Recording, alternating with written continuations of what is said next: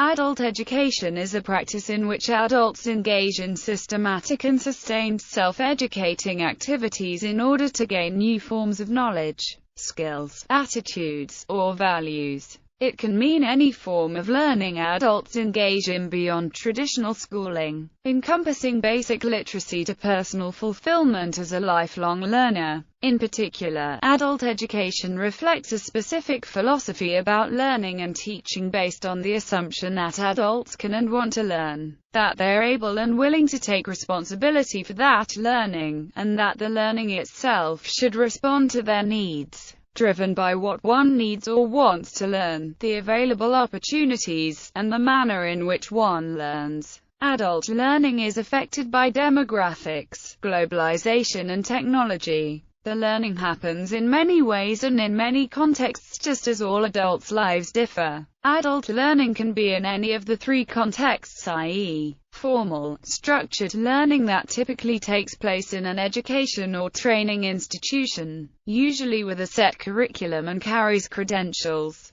Non-formal learning that is organized by educational institutions but non-credential. Non-formal learning opportunities may be provided in the workplace and through the activities of civil society organizations and groups. Informal education learning that goes on all the time, resulting from daily life activities related to work, family, community or leisure. Characteristics: defined as the science and art of helping adults learn, the practice of adult education is referred to as andragogy. To distinguish it from the traditional school-based education for children pedagogy. Unlike children, adults are seen as more self-directed, rather than relying on others for help, mature and therefore experienced, with the experience providing a rich source for learning. An adult's readiness to learn is linked to what one needs to know. Adult orientation to learn is problem-centered rather than subject-centered.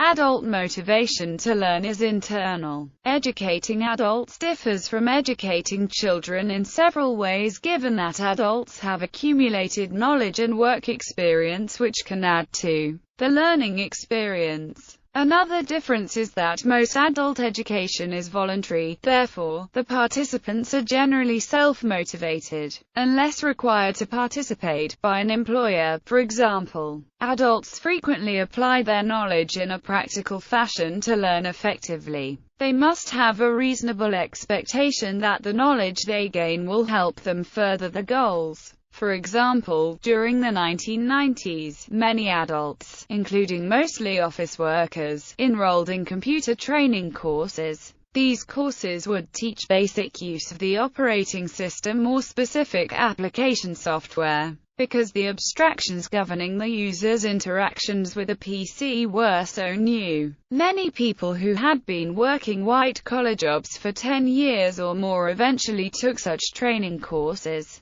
either at their own whim or at the behest of their managers. In the United States and many areas in Canada, a more general example is when adults who dropped out of high school return to school to complete general education requirements. Most upwardly mobile positions require at the very least a high school diploma or equivalent. A working adult is unlikely to have the freedom to simply quit his or her job and go back to school full-time. Public school systems and community colleges usually offer evening or weekend classes for this reason. In Europe, this is often referred to as second chance, and many schools offer tailor-made courses and learning programs for these returning learners. Furthermore, adults with poor reading skills can obtain help from volunteer literacy programs. These national organizations provide training, tutor certification, and accreditation for local volunteer programs.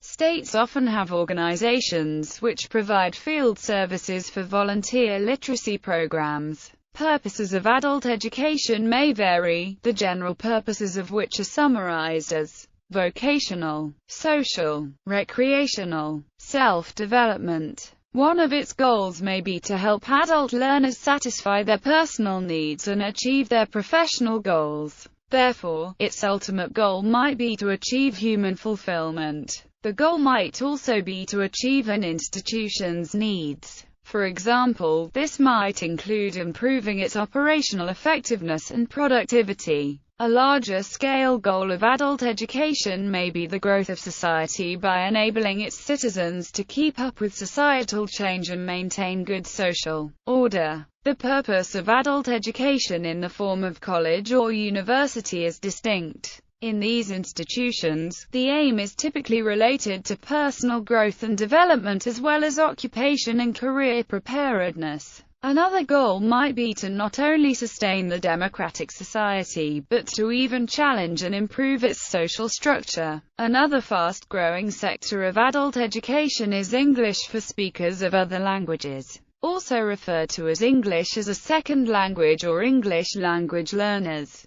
These courses are key in assisting immigrants with not only the acquisition of the English language, but the acclimation process to the culture of the United States as well as other English-speaking countries like Canada, Australia, and New Zealand. A common problem in adult education in the U.S. is the lack of professional development opportunities for adult educators. Most adult educators come from other professions and are not well trained to deal with adult learning issues. Most of the positions available in this field are only part-time without any benefits or stability, since they are usually funded by government grants that might last for only a couple of years. However, in Canada, professional development is available in all provinces and territories through post-secondary institutions, and most provinces also provide professional development through their Ministry of Education or school boards and through non-governmental organizations.